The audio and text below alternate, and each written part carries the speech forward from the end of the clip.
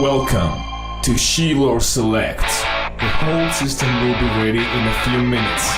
Take your seat and enjoy.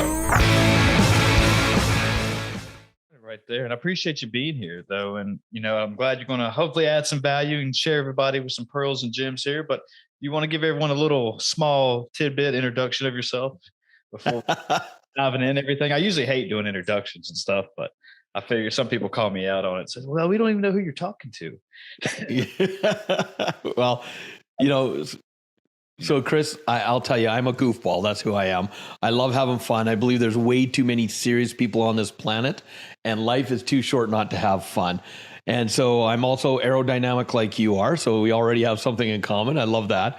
But my name is Raymond Riopel. I am an international best-selling author with my first book, Success Left a Clue. And I'm also an app designer. The greatest thing I really love is the fact that not only am I a serial entrepreneur, but for the last 20 years, not to date myself, please don't start doing the math of how old I am.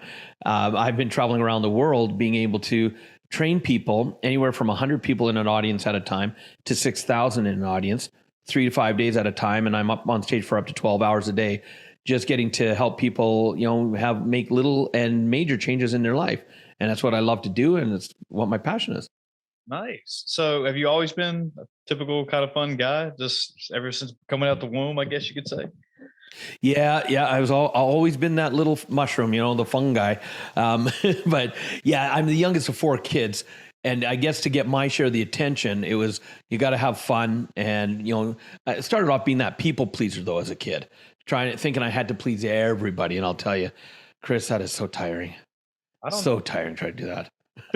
And I mean, trying to be a people pleaser. I mean, you're trying to do good at the same time, but also it seems like it also can lead you down some rough roads, like of doing things that you don't want to do and almost people taking advantage of you. Yeah, absolutely. And being someone you're not. Today, my belief is that the greatest gift anybody can give this planet is to be themselves. Show up for who they are, whatever that looks like. Because I didn't realize it when I was being a people pleaser. My mindset was, I've got to please everybody. And not even thinking about the fact that there's 7+ billion people on this planet. But I thought I had to make everybody happy, so I would adjust. But the moment I learned, and this was in my 30s that I finally learned this, that, you know what, world, here I am. And if you like me for who I am, that's awesome. If you don't, that's awesome. Because all of a sudden, I realized the time, the energy, and the money I saved not trying to be someone else. And then I get blown away by the most amazing people that are drawn into my energy because they actually like me for who I am instead of wanting me to be someone else. And that it took a whole weight off my shoulders when that happened. Yeah. I mean, going on with that, I've heard a quote a while back saying, surround yourself, you're the average of the people you hang out with the most, Yep. And so if you surround yourself, obviously, with people not, I guess following your goals or dreams that you think you want to be, and they're taking the bad road down to life or whatever. I mean, that's most likely what you're going to be doing. So, and it's a suck when you get yourself outside of that realm and people start to see you do your own thing, and it might be some jealousy, some envy, and especially when you, like you just said, you don't care what other people are thinking of you. Like, hey, I'm doing me right now. Like I'm not going to go down y'all's road. I mean, y'all know how to get there. Y'all can do your own thing. And I feel like it's hard for people to actually learn that. It is. And probably one of my favorite quotes comes from Eleanor Roosevelt that says, what other people think of me is none of my business. And when you understand it actually has nothing to do with you, what other people think of you. And today there's people that can't handle my energy. And I could, one of my favorite books to read is called The 4 Agreements by Don Miguel Ruiz. And, one of the agreements, don't take things personally, because no matter what people say about you or think about you, it is actually just a reflection of themselves, has nothing to do with you. And when I started to realize that, it was liberating. It really was, because now it is. And because I deal with success and mindset, Chris, a lot of people go, well, Robert, if I go for success, some of my friends, I may lose them as friends. What do you advise? And I actually say, you're right, you may. And it's not because they're afraid to, or they don't like who you've become, but a lot of people aren't ready to grow themselves. Sure. And they get stuck where they want to be. And so you can either, when you talk about the 5 people you surround yourself with, most of the times people who do want to grow, they end up being at the upper end of the 5. And so the 5 people that they surround themselves with are ending up being like anchors. But what I also tell them is I say, when you grow who you are to go for your dreams, sure, you may lose some friends that just aren't in alignment, but 2 beautiful things are going to happen. B, you're going to attract a more amazing friends. And C, some of those existing friends are going to go, I want some of that, and they're going to grow with you.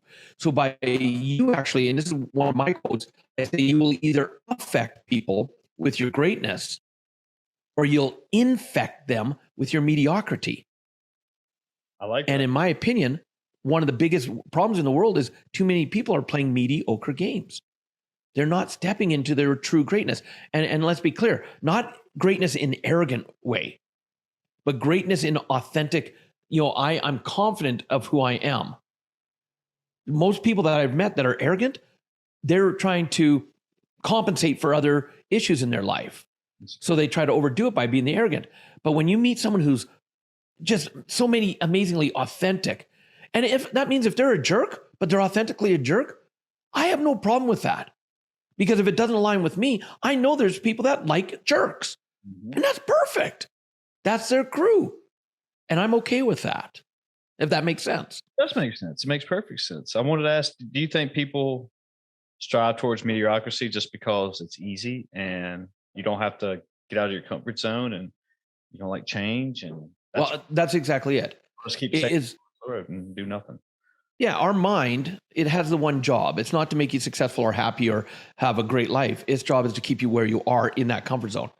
And your mind hates change. So it will do whatever it can to keep you from expanding and growing. And that saying that says the devil you know is better than the devil you don't. Yeah. To the mind, that's probably the greatest line to the mind, because it would rather keep you in misery, frustrated, depressed, not liking your life, than to say, well, let's take a little chance and do something a little different.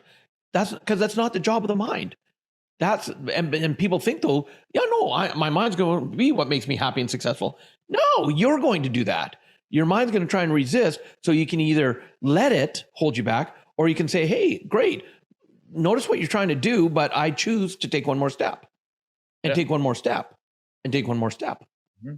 Yeah. Just take one more step and get out of that comfort zone. You realize, hey, I can do these things, or whatever you do. And that's one thing I've learned, that, I work in higher education, and in the beginning we used to go to, either meetings or conferences or, little team building things. I don't know whatever you want to call them, but one of my instincts was like, oh, just stay with who get in a group of all the people and whoever's leading it's like, hey, we're going to mix you up in different groups. And I was like, almost, it was like anxiety or whatever. It's like, oh man, I'm going to be around with people I don't know now. But then I learned to actually accept that over time. And just like you said, take a step, keep doing it. Next one, I would force myself around other people who I didn't know. And it's like you meet people. It's how you strive. It's how you grow. Just like you were saying. So. Yeah. And that's where, what's really critical is, and this was a mind shift, set shift that I had even just last 2 years with what the world's going through. Because one of the things I want your listeners to understand is, even though I've been blessed, BC, before COVID, I was flying on average 200,000. Oh, good. I'm glad you got that joke. Thanks, Chris. I was brain for a couple seconds. Like I was flying on average 200,000 miles around the world doing live trainings. And all of a sudden, I go from 200,000 miles down to zero. Yeah. I had to do a total reinvent of, my life and one of my major incomes, which, I get paid to train, be on live stages. So I had to go to virtual. Sure. And so one of the things that, even though I travel and train all over the world, I'm still a student in as many audiences as I can be. Because the moment I think I know it all, I'm done. And so one of my mentors, right as we entered into COVID, we were on a training, and I made a statement I make a lot of times. And I said, I love that we're surrounded by like-minded people, because this is awesome. And he goes, whoa, Robert, stop. I said, what's going on? He said, let's do a little bit of an adjustment there. He said, you believe it's important to be surrounded by like-minded people? I'm like, oh, hell yeah. I said, I'm in front of my audience. I'll say, I got 1,000 people in the audience. And I'll even say to them, aren't you feeling blessed? You're in a room of 1,000 like-minded people. And they're like, yeah, everybody loves it. He goes, well, Robert, if you're surrounded by complainers and you're like-minded, what do you think that's going to make you? And I went, oh, ouch. and it made so much sense. And then I'm like, okay, so help, what do I do? Right? Because this is something that was deep ingrained belief in me for decades. He says, surround yourself with growth-minded people. I said, okay, that sounds great. I said, what does that mean? Come on, get, deep dive. He says, well, growth-minded people, not only are they the people that are going to be there to pick you up when you stumble, like good friends do. He said, but they're also going to be the people that are your greatest cheering squad when you're doing well. He said, but probably the most important role that they're going to have is they're the people that are going to be willing, and I want everybody to listen to the words I'm using, willing to have the tough conversations with you when need be. Like, Chris, why aren't you playing a bigger game? Why are you holding back to your true greatness? And I'm just using that as an example. I'm not saying you are, Chris, but those are the conversations that you want to have, be willing to have people in your life make so that you don't get stuck. And I reflected right away that probably one of the, and it's something I have no problem admitting, I wouldn't be here talking to you today, doing what I'm doing today, wouldn't have traveled around the world like I have and impacted so many lives that I have if it wasn't for my wife. Because left to me and my own programming, I would be in a job, miserable as hell, but comfortable. Wow. But see, she's not willing to let me play smaller than I am, even if it means giving me a swift kick in the butt sometimes. And of course, I'm always open to those, right? I'm like, and then finally it's like, you're right. But because of her willingness to hold me to that higher standard, and it's a gift I give her as well. So probably a blessing, I would say, for your audience is ask yourself, who do you have in your life that is that person or people that are willing to sit there and say, hey, quit being a jerk, quit being an asshole, or, you're doing good, but you could do greater. Sure. And be those people that give you that swift kick. Yeah. Those are the growth-minded people. I feel like I don't want to say a lot of people. I'm generally speaking, though, that people like to surround themselves with, yes men, just because, whatever they say is the best thing on earth since, whatever your favorite thing is. And then, you can't really grow like you're saying. You throw out all these ideas, people are like, yeah, that's great. You're good. Yeah. And the ego gets fed, of course, and just keep going. Yep.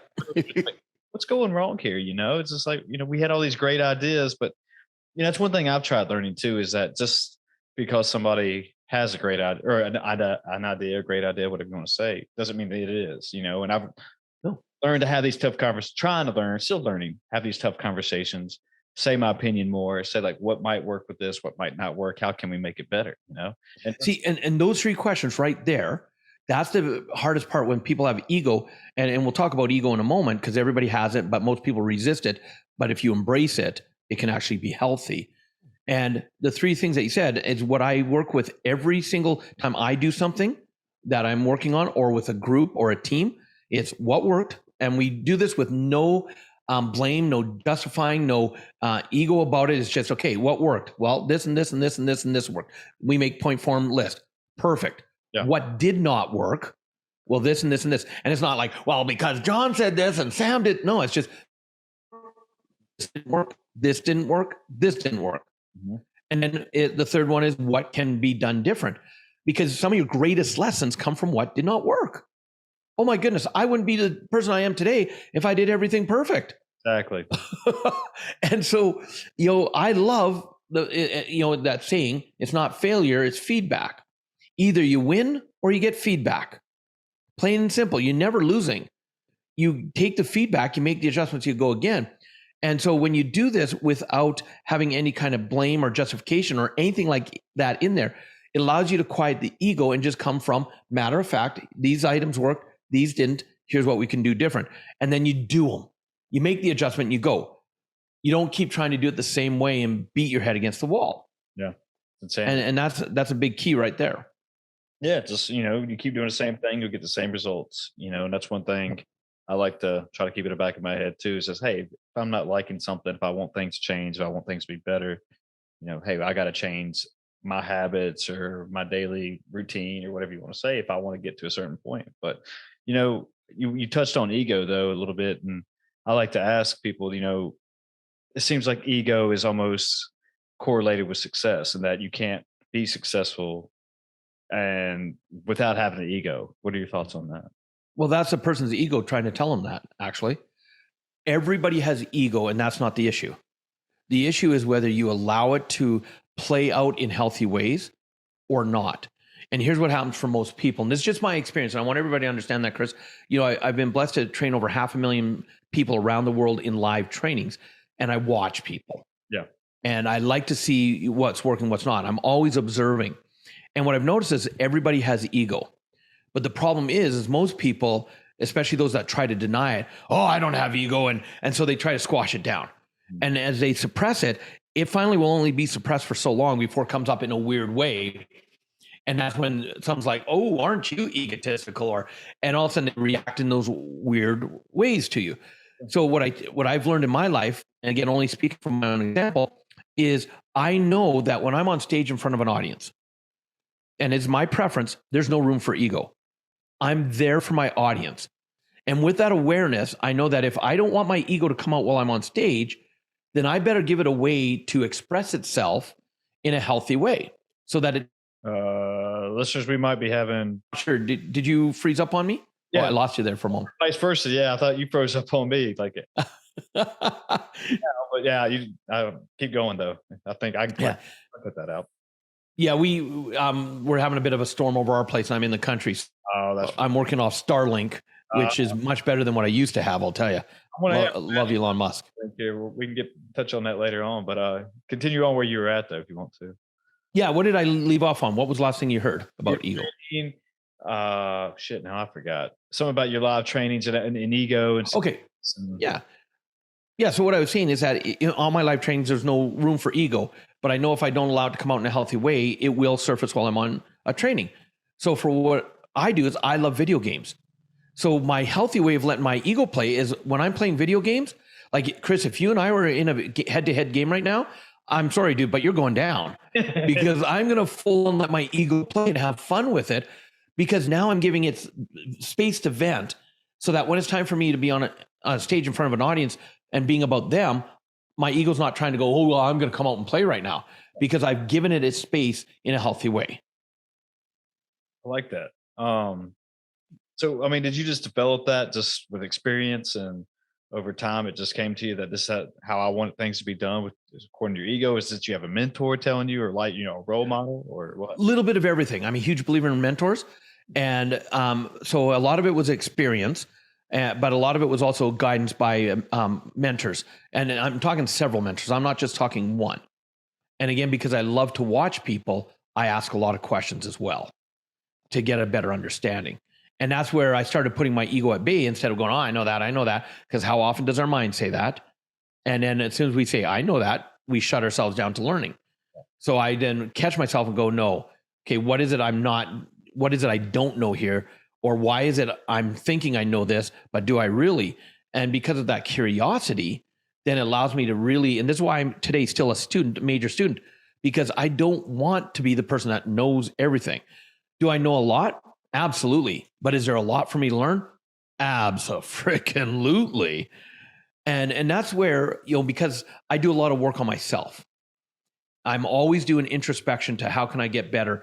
And one of the biggest questions I get from people is they'll see me on stage and they'll see me empowering lives and they'll go, well, Robert, how can I do what you do? And it kind of shocks them sometimes when I give them the answer. Mm-hmm. I say, if you want to do what I do, then you've got to be willing to do what I do.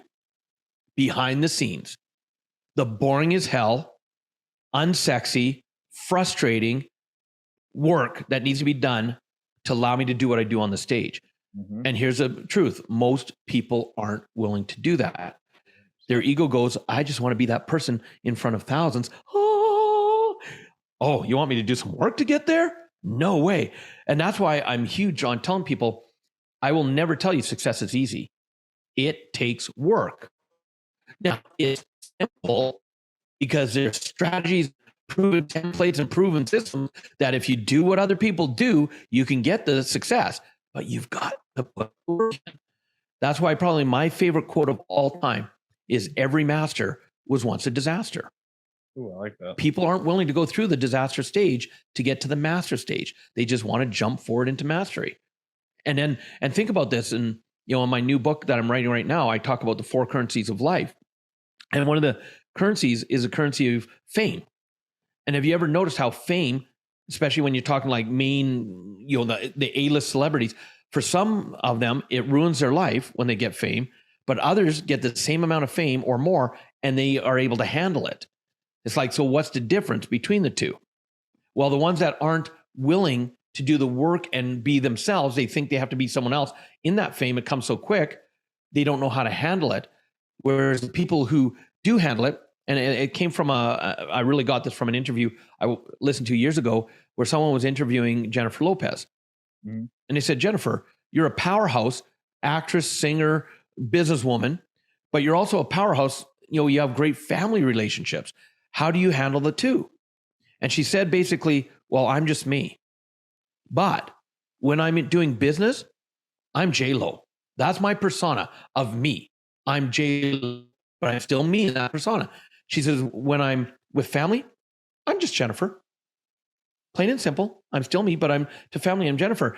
And it was like that brick, that one had to clap to my head and went, wow, when I'm on stages around the world,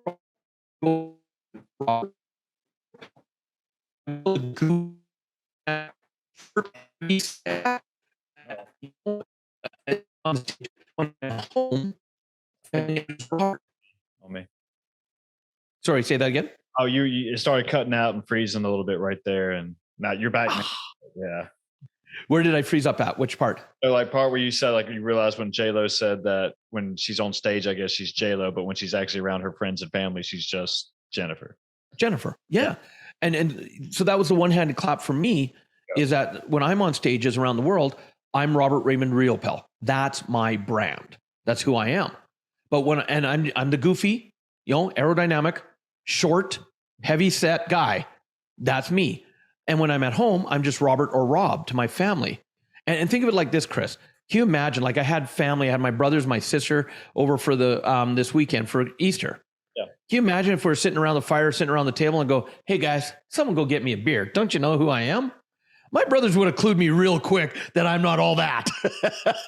and so it's actually a private joke my wife and I have to help keep me grounded, because when I'm overseas and I'm training, I have assistants that get food.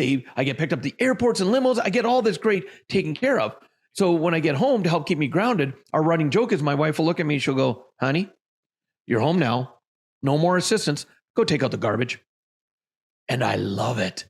I love it because it reminds me that, you know what? I'm just an ordinary guy following my passion, doing what I love, but there's nothing extraordinary about me over anybody else. I'm just the same. Yeah, there's one quote I like, just we talk about quotes and books and stuff, but work hard, stay humble, and that way it keeps you on that even keel, and that way you don't get to where you're at a certain level and just like you said, you expect everyone to get things done for you around you. It doesn't work. You might work if you have the yes men around you, but to an extent, I think it's not going to last very long. But well, yeah, and Chris, you never know who's around you truly. And here's what I mean by that. So when I do trainings and in my audience, I never perceive that people are beneath me. One of my mentors, he said, always be the middle. He said, don't elevate people and look at them like they're amazing and look down on people. Yeah. He said, if you come from the middle, that we're all the same, we're all amazing. And so in my audiences, I never try to perceive who's there or who's not. And with staff, volunteers, I treat everybody like I want to be treated. I make sure I let them know I appreciate them. I know what, for 3 years, as I was mentoring to be a trainer, my wife and I were volunteering at 38 trainings a year at our own expense to be of service. Wow. So I understand what it takes to put on logistics, to put on an event. So I truly appreciate all the people that are doing the behind the scenes stuff. And I remember I was going to Brazil for second or third time I was there. And this one volunteer, she kept being there. She, on my final event, she was my personal assistant, and I knew she was going to be my assistant, and I wanted a gift for my nephew, and it was coming up his 40th birthday, and he loves knives, and I thought I'd love to bring him back a genuine Brazilian knife. And so I messaged her ahead of the training and said, hey, Marianne, thank you so much. I'm looking forward to seeing you again. I want to get a knife for my nephew, a genuine Brazilian knife. Would you be able to maybe take some time and look and see if you can find one? She goes, yeah, absolutely on it. Ask me some questions. And so I get to the event. She shows up and she's got this gorgeous knife. And it is just amazing. And I know my nephew's going to love it. And I said, how much? She goes, oh, no, it's my gift. I'm like, pardon me? She goes, yeah, it's just my gift. And because I teach people to be generous receivers, I was like, thank you so much. Because initially I'm like, no, I got to pay. And I just said, thank you. Yeah. Well, later that year, I decided to do one of the other currencies of life is called experience. I don't want to just exist through life. I want to experience life to the fullest. So I love doing masterminds. And if I'm going to do an experiential mastermind, this was January of 2020. So literally 2 months before the world changed, I had 8 of my students join me in Florida, where we hopped on a private jet. We flew to the Bahamas for the day. We did 1 day of full-on masterminding at a Sandals resort. Like, we were picked up from the airport in a Rolls Royce, 2 white Rolls Royces, given a full police escort through the city to the resort, masterminded all day long while having a great breakfast, lunch, and dinner, out on the beach, out on the dock, just enjoying life, and then flew back that night. And 2 months before the event, or before putting together, when I was looking for who wanted to join me, I had messaged her and I said, oh, I'm doing this mastermind. She goes, okay, I'd like to go.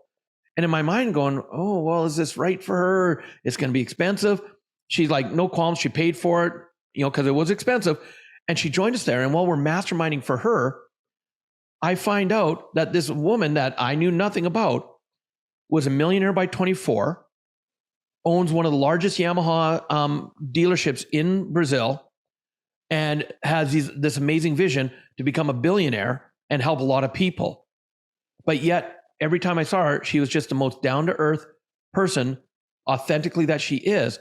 And today we're great friends because she's who she is. She lives authentically. Yeah. And it's like, so you never know who's around you. But if your ego plays out and you go, oh, I'm better than them, or I can't be as good as them, you don't know who you're pushing out of your life that you could actually be attracting to your life. Sure. Yeah, I like that. I like having those humbling experiences, and like we've been saying, that you learn from your mistakes. And some people, you need to go through certain experiences that make you find out who you are as a person. Yes. A break, you lose a sports game or whatever. You lose your best friend, whatever you want to say. But a lot of people are like, no, I don't wish that on anybody to go through experiences like that. But I kind of go back and forth to this, but for the most part, I feel like somebody should, and I'm not advocating for bullying or anything, but go through certain experiences like that, just because, like I just said, you find out who you are, Well, and your journey is going to be perfect for you.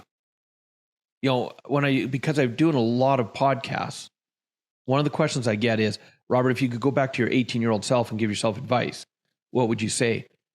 And I struggled with that, Chris, because I'm like, I don't know how to answer that. And all of a sudden it finally came to me, and I said, I would tell myself, just keep being who you are.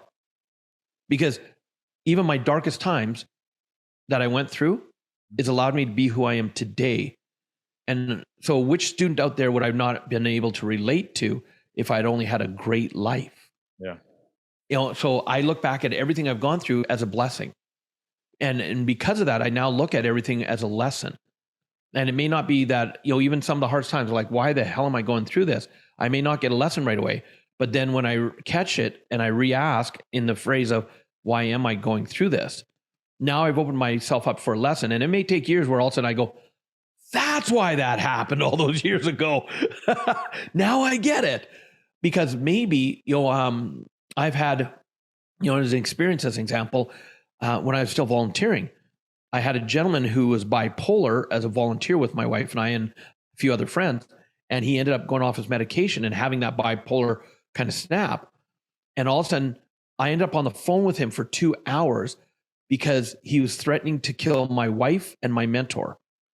Because in his mind, the world wasn't ready for them yet because they were what he called impeccables. They were too good for the world yet, so they couldn't be around.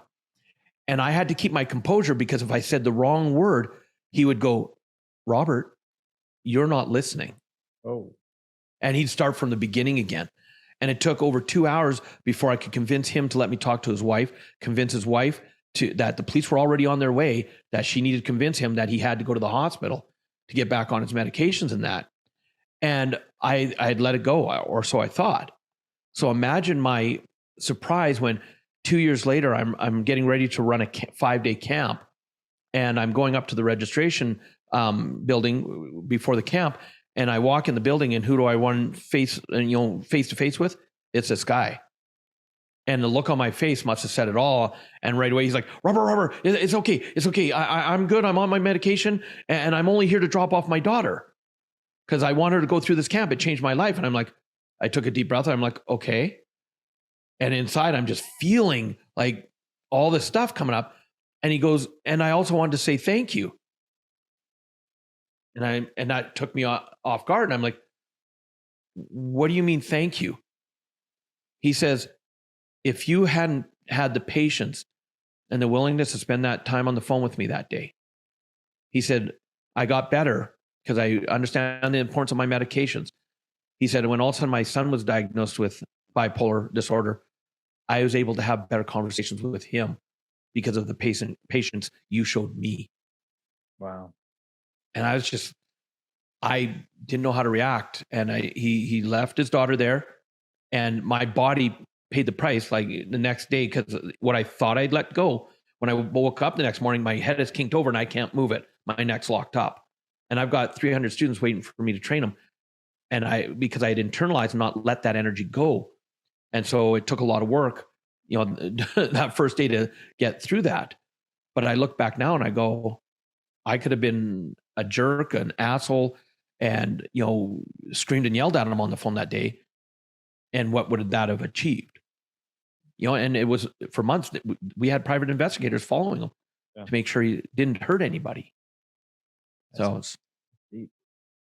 it's crazy stuff. Well, I just finished reading Will Smith's book, Will, and he has in it a quote or a saying, whatever you want to call it, that in life hopefully let me make sure I get this right. In life, we get the test and then we learn the lesson. But in school, you get the lesson first and then you get to take the test.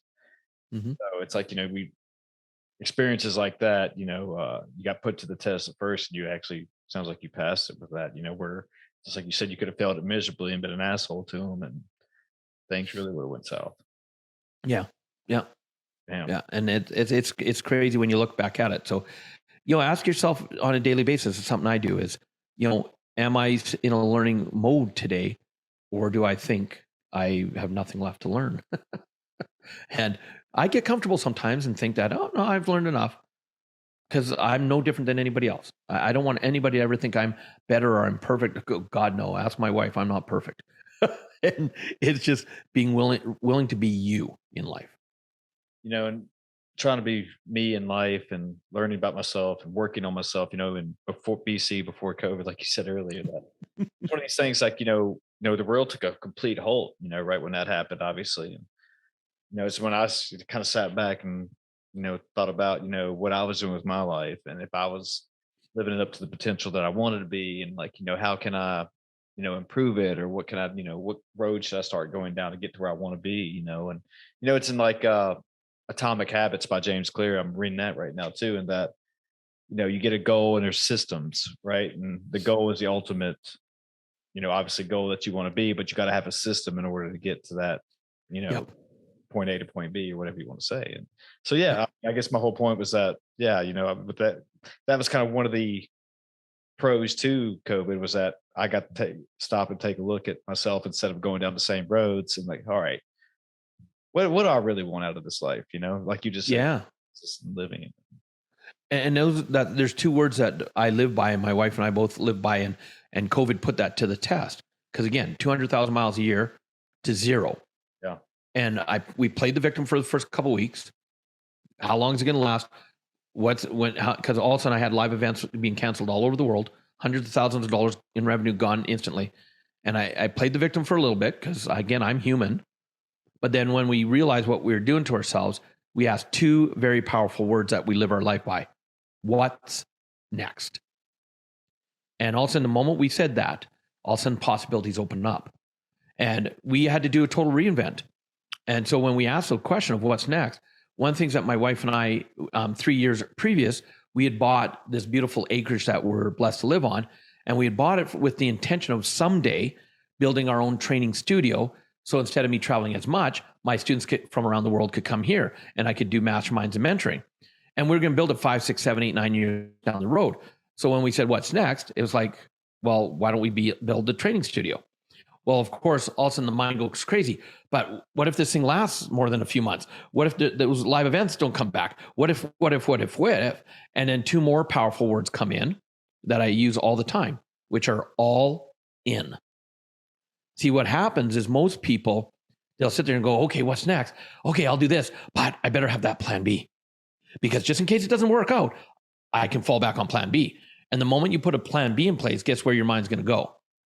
You're going to start looking for the reasons it's not working. So you better go, oh, thank God I had plan B. I just saved myself. But my wife and I, we go, no, we're all in. And a 5-month project took 1.5 years to build out. Just as it finally got complete, all of a sudden we went into another lockdown. So I couldn't bring people to our place live again. So then it's like, okay, what's next? Well, why don't we build a Zoom room? And so you froze up on me again. Are you still there? I'm still listening. Yeah, I'm good. Oh no, Chris. Oh no. I can hear you, but can you hear me? I don't know what's going on. You're frozen on my screen. I might be frozen on your screen.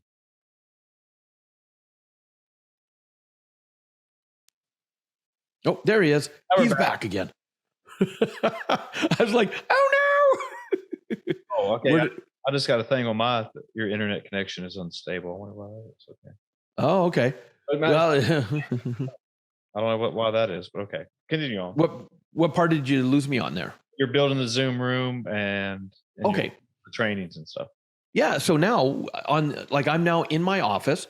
We built a 2,400 square foot addition to our home, and I'm in my office. And on the other side of the wall from me is my training center, which now has a Zoom room where I can see up to 200, 300, 400 students at a time on TV screens.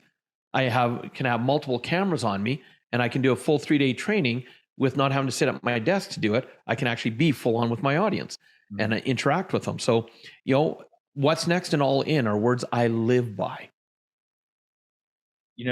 Travis Barker, he's the drummer for Blink-182, if you know who that is. But anyway. Oh, I love Blink-182. He was on a podcast talking about that you shouldn't have a plan B because it was like you said that if you do have a plan B, then there's always a million reasons. Like the first, hiccup in the road you're going to come to, you'll immediately resort back to plan B.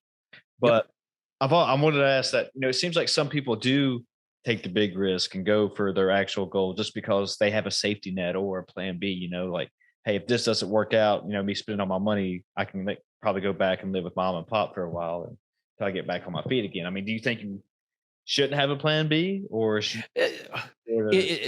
it's not a one all or nothing. Start off with what works for you to get you the results. So because I know people that having the comfort of a plan B, they never go to it, but the fact that it's there, it keeps them driving that I don't want to go to my plan B. So there's no one fitting answer that I see. For me, a plan B doesn't work because I know myself enough to know I would gravitate to it if it's there. But if someone where they say, okay, I have a plan B, but that propels them to move forward, then I'm all for that. So figure out what works for you. This is why working on yourself is so huge. This is why being willing to be honest with yourself is huge. This is why surrounding yourself with those growth-minded people are huge because they'll see things you're not seeing. That's, so that's the way I look at it. And I love your little friend that's behind you. What's their name? Oh, that's Rocky. That's one of my dogs. Oh, Rocky. I love animals. That's why dogs, they like usually they're being good tonight, but usually they get their balls out immediately when I get on here and start squeaking on and doing everything else. But I don't know, maybe they had a tough day. It's raining here, so maybe they're lazy and want to take a nap. But yeah. There you go. They keep the episode alive sometimes with the when they get the squeak in their ball and stuff. So anyway. But I lost the train of thought that I was going to ask you. Oh yeah, so let's switch gears a little bit. So when you're doing these trainings and everything, I mean, what is it like? I mean, how does it go? What is the format? What's Well, yeah, I mainly do trainings around financial success for people. okay? Why do you handle money the way you do? Identifying what's working, what's not, so that what's not working. And I did that. And for the first 18 years, I was actually mainly teaching one of my mentors' works. I don't know if you've ever heard of Secrets of the Millionaire Mind, the book by T. Harv Eker. I was actually his very first protege. So yeah, and I trained almost all the training. I was the first person to ever train his training other than him. I was also trained most of the trainers they use around the world to do that. So I help people. And the reason I went that path is because when I was introduced to them and went to the Millionaire Mind Intensive, the first weekend back in June of 2001, my wife and I, we walked in over $150,000 in debt, personally, financially stressed, stressed out beyond belief. We had been Domino's Pizza franchisees for 8 years up to that point, and we were making pretty good money. But because of our financial blueprint or thinking, we were spending a lot more money than we were making, trying to keep up with the Joneses. Sure. So we walked into the room stressed out beyond belief, only showing up actually to get our money back because we had paid $600 to go to the training. And I didn't want to go. I wanted to get my money back. But they knew what was going on in my head. They were very gracious about it, asked me to come in and us to watch for first a little bit while they figured it out. Well, first hour in, all of a sudden we're in the energy and our lives changing. That weekend, we walked out with a whole A, understanding why we're in debt, B, taking ownership of our debt. See, I was good at blaming other people for losing my money. I was good at saying, they lost my investment, or because of them, I spent this money. So took ownership of it. And C, we actually had some action steps to take. And because we were willing to take the actions, we ended up going from over $150,000 in debt to actually retiring completely financially free 9 months later at the age of 32. And our minds went, that worked. And that's when I found my passion was to teach others, because I felt that if I could even help one, and again, this is something I want your audience to get, Chris. I didn't start off with the dream of, I want to travel the world helping hundreds of thousands of people. My dream started with, if I could help one person, just one, do what my wife and I had been able to do, go from financial debt to financial freedom and make it all worthwhile. And because of that, starting that dream that way and being willing to put the work in, well, yeah, now I've personally trained over 500,000 people around the world and love it. And you think about the impact, those 500,000, I don't even know who they've impacted and who they've impacted and who they've impacted. And so people say, well, that's the ripple effect. And I'm like, no, I don't want no ripple effect. I want a freaking tsunami effect. Because if I can help more people, then that means I'm living my legacy of being able to impact lives all over the world. And so that's what up until COVID, I was mainly training those kind of trainings around the world. Now, because of COVID, I've been developing my own trainings and in partnership with a few friends, because I do a lot on Zoom, but man, we're doing some powerful inner respect work with people. Like, again, working on you. Who are you? Yeah. What's holding you back? What empowers you? And because I'm not traveling as much, I started taking on one-on-one clients for either as a coaching client or because I love developing trainers. That's my true passion. I've been blessed to train thousands of trainers around the world. And when I can take someone and sit there and make little adjustments to them to help them be more authentic and more present on the stage, that's what really gets me energized. And that's why I built the training studio, is because now my students can come to me from around the world. And I love working on them. And so I've taken on mentoring students and one-on-one mentoring students, one-on-one coaching clients, and loving it, because now I'm seeing, instead of 1,000 people in front of me, I get to connect with one person and see the change in their life. I did a podcast the other week. We were talking about the differences in a mentor and a role model, and that how it can be easily confused that, people will sometimes read, books about, I don't know, whoever you want to, self-help, successful book, and they try to do everything that they did, point A to point B to point C, X, Y, and Z, everything I'm doing. It's like, then they don't get successful. It's like, well, I did everything that, I don't know, it's Jeff Bezos did. I don't understand why I'm right.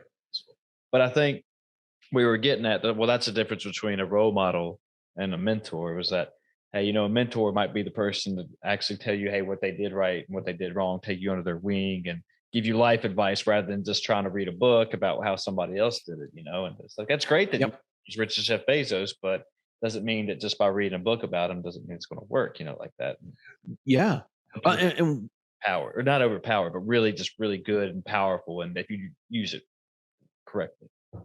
yeah, and a mentor, like when I'm mentoring someone, I'll tell them sometimes, quit trying to be like me. I want you to be you using the systems I've taught you. Mhm. Because if you're trying to be like me, you're not being authentic, and people sense that.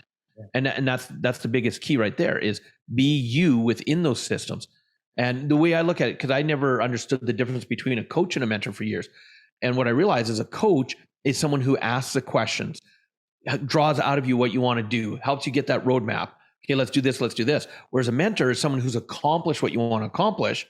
And they're the ones to not coddle you. They're the ones to have the tough conversations, say, if you want to get here, and like for me, the reason I do podcasts is the number one thing I see that trainers miss is practice.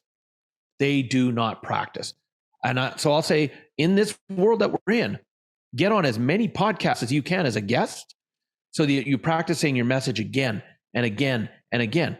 And I'll tell you, when I was introduced to how you and I met through Podmatch, when I was introduced to it at the end of August, beginning of September, because I'm writing a new book, I said, I want to prove, my book's called The Authority Key. So I want to prove that my concept works. So I said, I want to get on this top 10 list. I'm going to do a lot of podcasts. And in 5 months, I did 168 podcasts. Impressive. I was number one for 3 months in a row. And my friend who introduced me to it was pissed because he was number one until I came along. And then he couldn't kick me off the number one spot. He was always number two. And I'm like, well, dude, and so I only teach people to do what I'm willing to do myself. Yeah. And so I was putting in the hours. And the beautiful thing is, not only do I get to meet amazing people like you, but now I'm saying my message over and over again. My book's now written in my head so clearly because I'm always listening. Did I like that way, or do I adjust it and say it's something else? So now when I'm ready to put fingers to keyboard, my book's written. Plus, in today's day and age, I've now got, well, I'm over 200 episodes now, because even though I did slow down after New Year, I've got social proof of 200 podcasts that my assistant puts out on all my social media to show that here's who Robert is, here's his interviews. Plus, because everyone I've got a recording of, I could have those transcribed and write my book that way if I didn't want to write it, because I've had 200 episodes of me talking about the same kind of material. See, and so, but the biggest thing that came from it is the practice. And so when I mentor someone, one of my rules with them is this: I'll give you a task, and until you've done the task, you're not allowed to phone me again, even though you've paid up front for a year of mentoring. Because I'm not here to hold your hand. Sure. I'm here to tell you what the real work is that needs to be done if you want to accomplish it. And so the people that mentor from me, they get very quick at, if I'm going to get my money's worth, I better put the tasks in place. And then, of course, they're going, wow, I didn't realize it would work that good. You're right, because you haven't made it there yet, but I have the benefit of the hindsight to tell you, do this journey. And all the way along, I'm adjusting them, tweaking them, getting them more authentic, so that they become their most powerful, authentic self with confidence, instead of having to be that arrogant person trying to fake it till they make it. Yeah. Oh, you're back. Okay, good. I thought you cut out. We cut out again on each other. But no, that's one thing that I firmly believe in, is that the more you do something, obviously the better you're going to get at it, and obviously there's outliers out there, like LeBron James in basketball, who was just a complete athlete all around. But you got, what do they say? You put in 10,000 hours and to become a master at a craft or whatever. Mm-hmm. Yeah, that's for some reason, back when I was in college, one of my uncles gave me some advice that, hey, no, I know, what college is, partying in life, but you can make it whatever you want it to be. But if you don't do anything else, at least just show up to class, whether you're hungover, whether you're not feeling good, go to class, and attendance is key. And I think that's always stuck with me, is that this showing up to classes. And then, I also coach CrossFit, do CrossFit on the side and train and try to compete. But just like, no matter what, if I'm having a bad day, if things are not going my way, I still try to show up and put in the work, even if it's not going to be always 100%, but I'm still going to get in there and get my effort in. And then usually I get, I feel better afterwards. And then, right? Yeah. And it's, man, like, I'm glad shocking that actually worked. Yeah, it's always stuck with me, is that this consistency and just showing up, man. And just, try to give the best you can, even if it's not 110% or whatever, 100% that day. But well, whatever your 100% in that moment is your 100%. And so you can still give 100% of whatever that is in the moment. It may not be your normal 100%, but if you're showing up and you're actually present and giving 100% of what you have, then you're still giving 100%. And you're right, because I love the saying, 80% of success is just showing up. Absolutely. Totally agree with that. Yeah, I learned that. And even with work and like, a full-time job or whatever I'm doing, or even this, just like no matter what, I'm just going to, even if like the show numbers are down or whatever, it's just like, I'm still going to do it. I'm still going to do it. Yes. Some people say that I don't know. I've heard it a couple of places that, well, the reason you got famous was just because you were lucky or whatever. But when some people, they get famous, they catch a break or whatever. Yeah. That probably did happen. But also, what you were saying earlier, they were also putting a lot of work in behind the scenes and, paying their Yes. And maybe they just called it. You're right. But yeah. Well, and look, again, that's the difference between the ones that can handle fame and the ones that don't. The ones that just get it because of by sheer luck that they stumble into it, because they haven't put the work in, they don't know how to handle it. And that's where the addictions come in, and the fall from grace comes in, and they don't last. But the ones that are putting the work in are the ones that can get through those hiccups, because, the hiccups will come and they'll get through it. And then it's actually, when I train trainers, one of the things I tell them is, and when I start mentoring them, is I'll say, everybody, and I don't care who you are, you're going to go through what I call the star-struck stage. Because there's going to be a point when you start training where all of a sudden, and as people are coming up going, oh my goodness, you've changed my life. I love what you've done this. You're amazing. You're going to start to believe that knowledge coming in. You're going to be like, oh yeah, look how great I am. And you're going to go into the star-struck stage. And I said, even I did. And it's not about good or bad or right or wrong. You're going to go through it. Yeah. And it's not about not going through it. It's how quickly can you get through it? How quickly can you realize that, wow, I'm now in that full-on ego about how great I am, and how quickly can you come back to being humble? And so when I'm teaching trainers as a mentor with my mentoring, one of my agreements up front with them, there's two major agreements. Number one is, don't quit. You just signed on for a year with me. I'm going to push you hard. So commit that you will not quit. You'll see it right through to the end of the year. Because I'm not here to be nice all the time. If you're pulling crap, I'm going to tell you. If you're not playing the big enough game, I'm going to tell you. So don't quit. And then I get them to do that agreement. And then the next agreement is, there's going to be a certain point where during our 1 year, it may not happen, but that you will go into the star-struck stage. At the moment I sense you're in the star-struck stage, I won't mentor you anymore, because you're not going to listen to anything I'm saying anyway. And it's got to be your journey. And again, there's no good or bad or emotion around it. It's just at that moment, the mentorship stops. Once you're through it, we can pick back up. Because I value my time, Chris, and I don't have time to sit there and share something that I know will change someone's life if they're not going to use it. Oh. Yeah, I agree. That's one thing we'll never get back in life, or no amount of money ever bought more of, was time. And that's also one of the things I've been learning over the COVID pandemic or whatever. We're still in it, but yeah, how are you using your time? What are you doing? Sometimes you might have to sacrifice a couple of things to get to wherever you want to be. And been saying it this whole time we've been chatting, I guess, that, I've learned about myself and learned that, hey, maybe I shouldn't have, that day watched 6 hours of Netflix and just sat on the couch and ate Doritos. Maybe I should actually got up and did something with myself. But, and that's part of the balance though too, because, I was about to use the example of because you do CrossFit, can you imagine if someone sat in the corner eating donuts going, well, but I want to be in the shape you're in. Not doing that, you're not. But then notice the example you went to about and this is my Zen teacher taught me this. She said, quit shoulding all over yourself. Because how easy it is to go back and go, I shouldn't have watched 6 hours of Netflix. I shouldn't have done this. But so one of the things that I put into my calendar, it's the first thing my wife and I, when we plan out our calendars, the first thing that goes on before anything else is called our Pamper Time. Oh. This is a time for each other, time for ourselves. And I mean that, time for ourselves. Because even though I've known my wife since we were 13. We started dating when we were 16. We got married when we were 19. In 2 months, we celebrate our 33rd wedding anniversary. We do everything together, but we still both have time for ourselves, because that's important. Because we're not a couple, we're individuals in a relationship. And so for me, as an example, I like to watch movies, kind of movies she doesn't like. So there's times where that's what I'll do, is I'll watch that because that fulfills me. And one of the most important things we put on our schedule is something called freedom time. And freedom time is time that we can use for whatever we want. Meaning, if we don't want to get out of bed that day, we don't. If we want to binge watch a series, we binge watch it without feeling guilt. Because if you don't take care of yourself, when times are tough, you're going to pay the price. If you keep just pushing. And that's why we put it on our calendar first before anything else.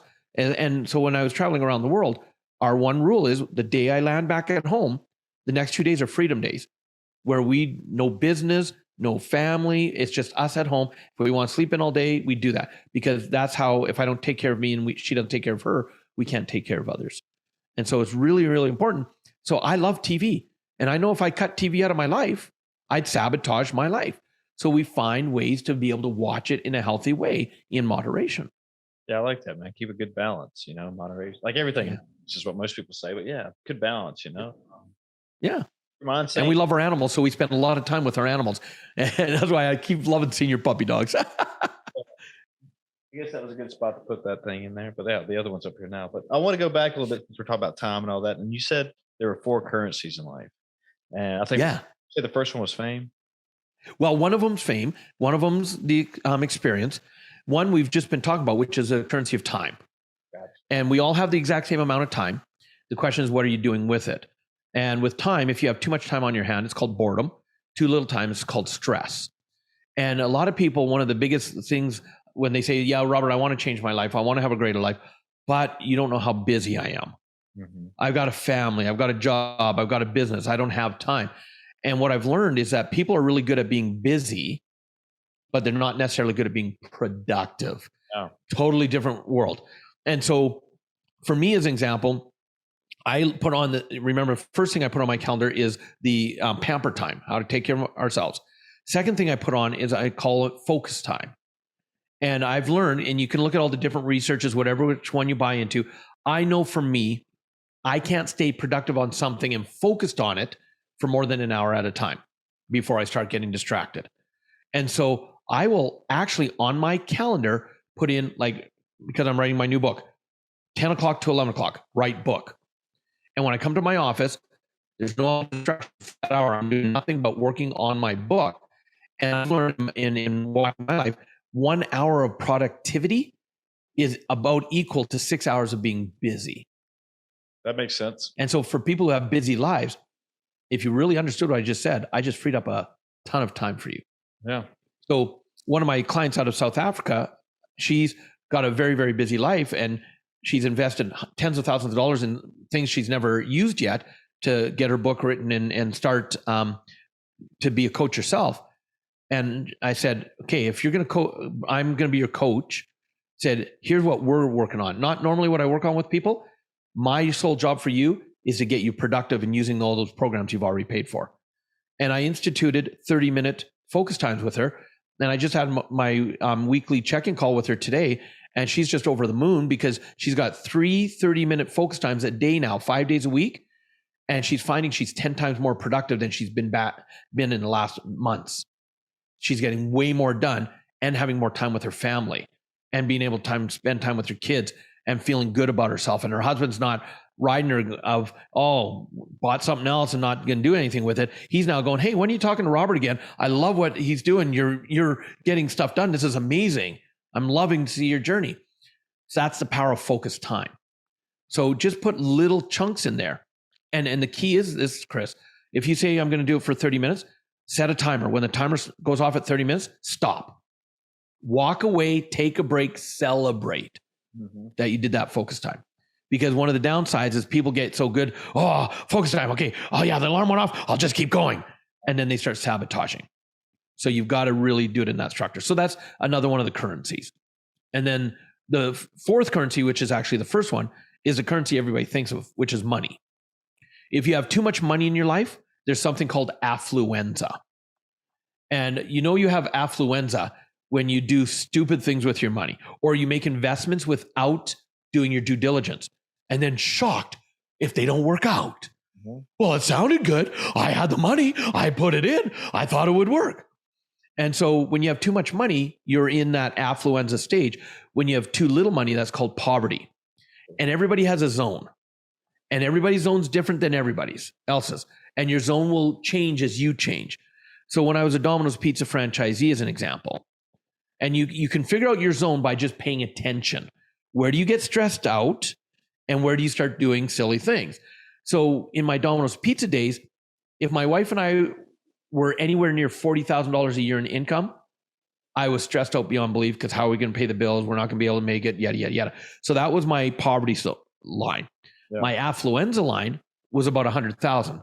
Every time we made over 100,000, that's when we started doing the silly things. That was back then. Because I've grown myself and we've grown as people, my poverty line nowadays is about 200,000. Because I have a good life and I like my lifestyle. I choose not to have to live on anything less. So that's, that line's come up. And my affluenza line is just over $1 million.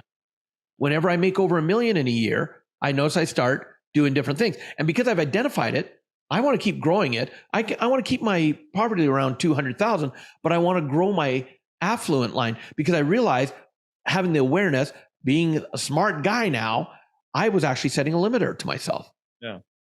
Because as I was talking about, every time I'd get near $1 million, I'm about to sabotage myself again. And all of a sudden I went, wait a second, I am holding myself back. And the moment I started thinking bigger, my affluenza line went up because I'm still prudent about how I do things. And I still do now my due diligence. And I just entered a partnership where one of our goals, big, hairy, audacious goals, as Jack Canfield would call it, is we want to be able to win the Peace Prize for changing education. And we're developing an app that is like a fancy role-playing app, but you actually learn true business skills through it. And you actually create real business in it. And this thing could end up going to billions in value when we're bought out. And so if I stick at 1 million as my affluenza level, and all of a sudden I get a windfall on a buyout of hundreds of millions of dollars or more, I better make some adjustments quick. So I've started prepping for that now. So does that make sense? So the app is like a simulation. Yeah, it does make sense. But that simulation of a business you want to create. No, it's actually going to be like old. You'll take a test and you'll either be a king, queen, jester, or bard. It's going to go with the four archetypes of people. And once you understand who you are, you now actually have to build your castle first. And playing in just like an online game, which it will be on your app, you'll build your castle, which is your business. And you'll learn all the business skills. How do you find the right employees? How do you get the funding? How do you do this? And then from there, you build your realm, which is now are you scaling your business? How do you take it to the next level to grow it? And then the third level will be, how do you work with other realms and expand? Do you buy out another business or do you partner with them? How do you really globally expand it? And while the people are playing the game, they're going to be able to earn coins inside, and they're going to be able to do in-app purchases with those coins to learn more about business. And it's going to cost them like $2.99 a month to play it. Nothing. Right. Yeah. And our goal is the first 1 million downloads will all of a sudden we've already had a few $1 million valuation on it and people wanting to buy us out. But we know as soon as we hit the $1 million downloads, all of a sudden that valuation adds another zero to the end. And because of my connections, one of the things I'm one of the archetypes is, I'm the herald, because that's my role is I can share it with people around the world. And I've got partnerships in India, Brazil, all over the place. India has 1.3 billion people. Yeah. What's a million downloads? Nothing. Especially when they get to download it and start for free, and then it's only $2.99 a month. See, if I hadn't just adjusted my affluenza zone, I would never thought I could participate in something like that. I would have actually subconsciously limited how big this company would go. You said earlier you like video games. Is playing video games kind of helped you design this and like things from it, or no? Oh, okay. This was designed 2 years over the last 2 years before I was asked to be an advisor on it. I was asked to come in as an advisor. And when I saw what they were doing, it was so in alignment with me. They're like, brother, why do you think for a year we've been trying to get you on board with this? and yet I had limited myself of, I don't know if, and get this, Chris, I want people to hear this.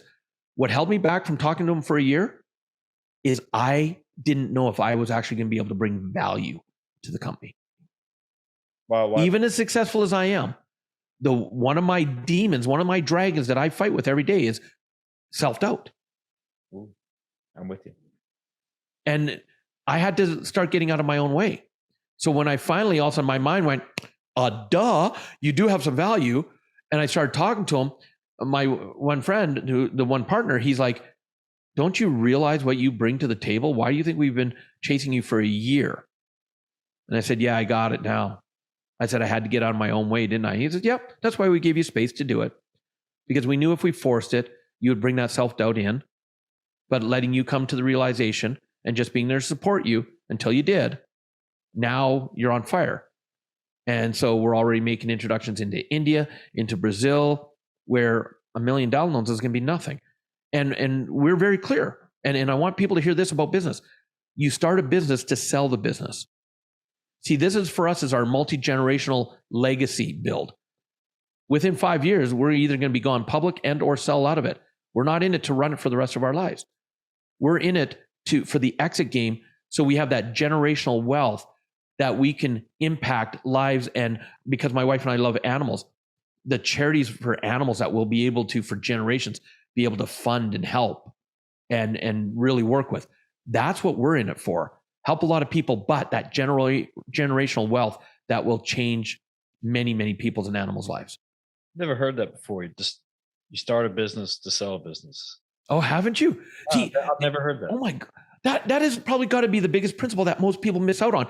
They go into a business because it's something they want to do, and then they become the greatest clog that holds it from going where it could truly go. But if you come into it with the mindset that I'm going to be selling this business, you start to systemize it right off the bat so that it can work without you. And then what that gives you is gives you choice, because now you can either sell the business, and let's be clear, Chris, you can make a lot of money running a business. Sure. But you can make exponentially more selling it. Well, Robert, what do I do if I sell the business? Start another one with the intent of selling it. And think of how much fun you can have with that, right? So you can either end up selling it for a lot of money, or you can turn around and if you've systemized it so it works without you, it becomes a passive income. Because whether you're there or not, it's now producing. And here's how I visualize it. And you tell me if this is something you'd like, Chris. Okay. Would you like to have a room in your house that when you walk in the room, it's just shelves of little machines spitting out money at you? Oh, of course. That's what systemizing a business does. It becomes an automatic money-making machine. Because when my wife and I had our Domino's pizzas, we sold our first store out of stress. We had to sell. We're deep in debt. And at first I thought the guy took advantage of us because he knew we were desperate. But now I look back and I go, no, we allowed him to take advantage. So I took ownership that I allowed that situation. And we sold it out of stress. And we had a second store that no one wanted because it was in an area you couldn't build and expand on. So no one wanted to buy that store. But when our mindset shifted, we went, you know what? We know we're done with Domino's. So we're going to have a great manager in there that will make part owner, and we'll just get a consistent passive income off of it. And so we put in the systemization that we hadn't been doing for 8 years. And also next thing you know, 3 people wanted our store. Because now it wasn't like, oh my God, what are we going to do? It's like, if it sells, it sells. If it doesn't, we're okay because we're going to keep making money. And all of a sudden, the moment that we changed us and we were in the vision of we're selling this store one way or the other, all of a sudden the people started wanting the store. 3 people. And the first person we went to him said, look, you came to us first. So here's the deal. Here's the price, non-negotiable. Here's the takeover day, non-negotiable. We'll tell you the good, we'll tell you the bad, we'll tell you the ugly of everything in this area. We'll keep up with our end of the deal. As long as you keep up with your end of the deal goes forward. The moment you don't, no hard feelings, but your deal's done, we go to the next person. Are you clear? Are you okay with that? And they're like, okay, I can live with that. And so everything started going really, really well until it was time for him to put down a $5,000 non-refundable deposit. He's supposed to meet at the coffee shop and he didn't show up. So we got him on the phone and said, Eric, what's going on? Well, now in this moment, Chris, and I want your audience to hear this, in this moment, we had a choice. We could have went, oh, come on. What's wrong? You said you wanted it. But what we did is we went, Eric, have we not told you everything good, bad, and ugly about it? Yes. Did we not make an agreement? Yes. Well, you have now not lived up to your end. The deal is done. And we hung up the phone. And in our minds, my wife and I are going, oh my God, we just spent months on this. But we had to hold to our word, right? Now get this. Within 2.5, 3 minutes, he's phoning us back going, okay, I'm on my way down. I want to go forward. Now we had a choice again. See, this is, you set your boundaries and it's your choice if you let them get pushed or not. Yeah, stick to your guns, right? So we could have sat there and went, oh, thank goodness, Eric, get down here. And I don't know why, but here's what my wife's telling me to say. Remember I told you my wife, how good she is, right? She goes, tell him, no, the deal's done. If he still wants the store, the price just went up by $5,000. And I'm like, Eric, hang on a second. She goes, just do it. Do it. 2 most important words in a relationship? Yes, dear. Eric, here's the deal. Have we not been straight up with you? Yeah. Have we told you everything? Yeah. So if you still want the store just went up $5,000. You have 3 hours to make a decision. We'll talk to you soon. Click. I hung up the phone. And I'm like, what did we just do? And my wife's like, breathe. 2 minutes later, he calls back. He goes, I agreed to the new terms. I'm on my way down with the check. Wow. Not even a year earlier when we had sold the other store under stress and duress because we were a different person, it was a totally different scene. But because we changed us, this deal. So when you go into a business with the attitude that I'm doing this business to sell this business, watch what you can create. Yeah, you change that mindset like that, and there's respect things, dude. I like that, man. I'm glad you shared that with me. I even wrote that down on my. I'm remembering this for sure. Yeah. So, and that's the fourth currency, is the currency of money. And so, there's a lot of things that I think you and I could probably talk for hours because there's a lot of things, like the four phases of life. There's a lot of stuff. Yeah. From my 20 plus years now of traveling around the world teaching. Yeah. Yeah. Well, let's take it home on that note right there. Then I feel like it's a good one. Yeah, and anytime you ever want me back, just ask, and I'd love to be here. I love your style and your energy. Good, yeah, because I want to talk. I'm a gamer myself, and that's one of my things. Like you were talking about Pamper Time, I kept thinking in the back of my head was like, my friends from college and I, we try to sit down as often as we can and play, video games together, and for a couple days out of the week, and it's just fun, laid back, just fun. It's more of a social hour than it is us playing, but it is. Yeah, it keeps us all together. But yeah, if anybody wants to find you, find your books, find you, and all that good stuff, how do they do that? Well, when we talk about the currency of time, Chris, I believe our time is one of our most precious commodities that we have. And because you took your precious time to interview me, and more importantly, your audience took their precious time to listen to this crazy aerodynamic dude here. I actually have a gift for them from us. My international best-selling book, Success Left a Clue, whether it's a video, if people can see it. This is 6 steps to create the life of your dreams. And what I've decided to do is that if your audience just goes to my name, robertriopel.com, they can actually download the entire digital copy of this book as our gift to them. Right. Now, this comes with a caveat, though. I did not write this book for you to take it, put it on the shelf, and make it shelf help. That's not why I wrote it. And I hope your audience gets that joke. Step number 3 in this is you've got to take action. The number one biggest difference between successful people and unsuccessful people, I've noticed all around the world, everybody has this in common, is successful people take action, unsuccessful people don't. And so knowing that, I wrote it as a workbook. So there's action steps all the way through it. And I even say in there, because I am quirky, I even say things like, hey, did you do the last action? If not, stop reading right now. Go back, do that action before you continue reading. Because it's me. It's me in book format. I can't be anybody but me, right? And I'm going to make a promise to your audience.